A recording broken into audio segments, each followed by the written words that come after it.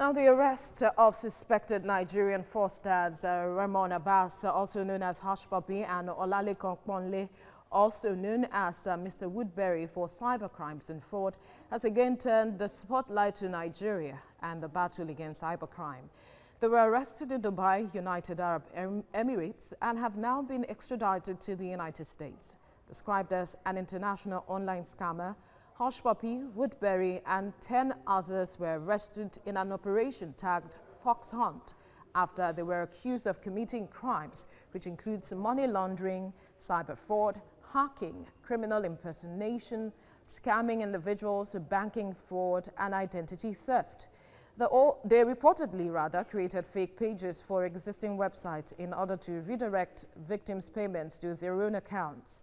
The raid that led to his arrest resulted in the confiscation of incriminating documents of a planned fraud on a global scale worth $435 million. In total, the gang committed fraud amounting to 168 billion naira. Well, joining me via Skype from Ogun State is Olutubosun Oshifora, lawyer and social development advocate. Good morning, and thank you for joining us on TVC Breakfast.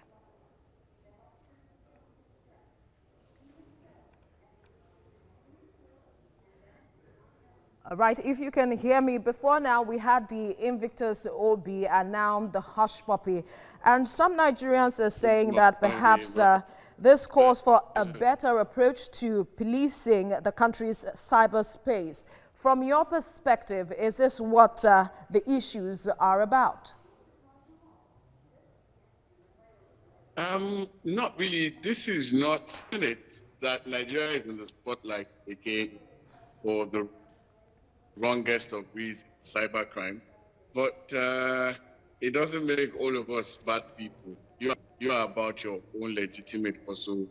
I'm in court right now doing my own as well. So there are wonderful Nigerians out there. It's just unfortunate that this is so celebrated, and I guess because of the amount of money involved in it. But also, it also calls for attention that we should sit tight and develop policies that can actually nip activities like this in the bud. Most of the crime that Hushpuppi is being alleged to have committed didn't happen here. It was in Dubai. So you can't say it's cyberspace here or anything here. It's just, he's got the fraudulent intent, and there's little or nothing we could do about that. But I mean, thank goodness that he has been caught and he will face the law. When you say develop policies, we have the CyberCrime Act of 2015. Isn't that potent enough, if I may use the word, to address these issues? Yes, it is. It's potent enough, but if you look at the case of Hushpuppi, I guess it's the FBI that has taken over the case, and from what we have read, seen in the media, we've seen the media space, the charge and the synopsis to the crime. So their laws are not far from what we have here. But, these are young people. They are dynamic in their dealings. They always, you can see how you rode over the system.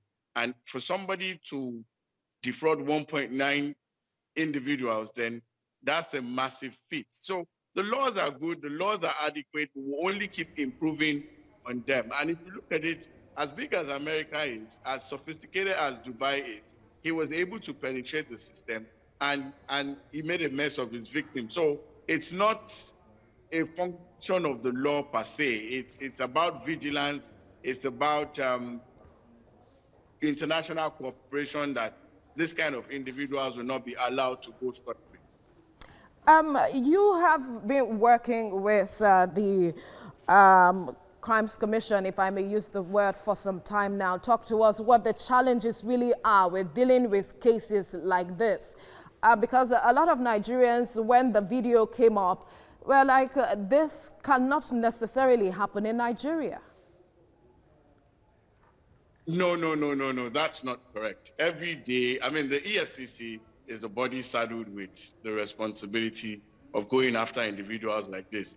And I can assure you, maybe because we don't, I think because of the amount of money involved, but every day EFCC picks people on a daily. I mean, if you look at the news, you see them, and majority of those people are young people. And, so EFCC picks them on a daily, even with the limited technology available to them. Now, in this case, is America, I mean, most of his victims are Americans. And I think that's why the FBI took over the case. But there's been international cooperation, even with the commission. And on a daily, we pick people. On a daily, Nigeria apprehends these people and they give them to the necessary authority.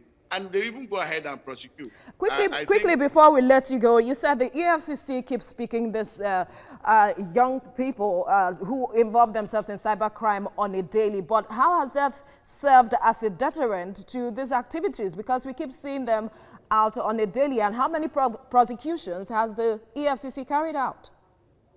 As far as prosecution, I can assure you, I think some 2 or 3 weeks ago, sometime during the lockdown, in one of your programs, the EFCC chairman came on and he told you as many convictions that the commission has been able to realize.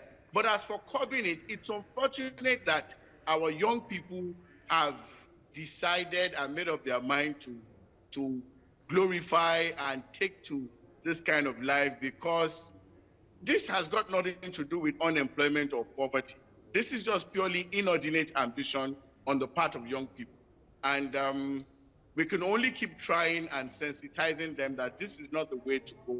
If you look at Hushpuppi, all of the things he's been celebrated for, they are purely mundane and they don't add to right living. But unfortunately, that's what is being celebrated, and that's what our young people, even musicians, you see them come up and say things like that. So all we can do is try to reorientate them and make them realize that every crime will be paid for, and the end of crime will always be jail. That's the best we can do. All right, we'll leave the conversation here for now. Lutubosun Oshiforura, thank you for speaking with us. All right, right now, this development seems to be taking a political dimension.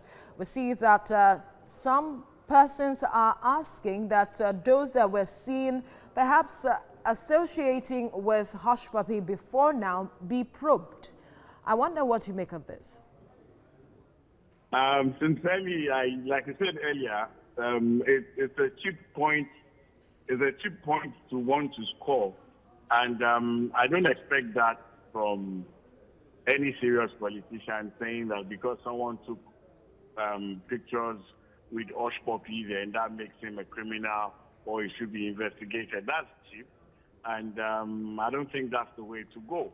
Fine, except you can come up with something concrete, but if we're relying on pictures, anybody could have taken pictures anywhere. We all travel abroad, we all see celebrities, I mean, we all see our government officials, and people want to take pictures with them. So that's not enough to now say that, okay, this person is a criminal.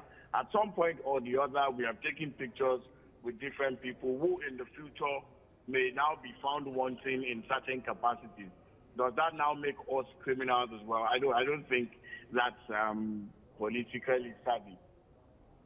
All right, then, away from politics now, let's look at the issues critically. Some persons are saying that perhaps because we do not have the infrastructure and the database, that is why we continue to see issues of cybercrime springing in our faces. No. I beg to disagree.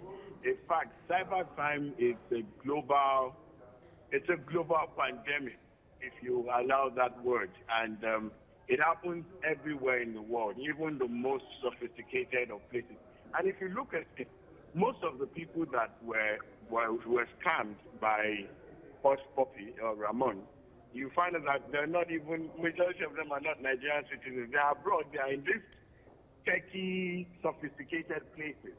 And so if somebody like Hushpuppi can stay in his domain and clear out all their funds, then you can't blame Nigeria. Fine, we're not there technologically, but at the same time, it's not enough to now say that that's why we're not making strides. The EFCC, like I said earlier, doing fantastic job, improving on a daily on how to apprehend all the cyber crime offenders.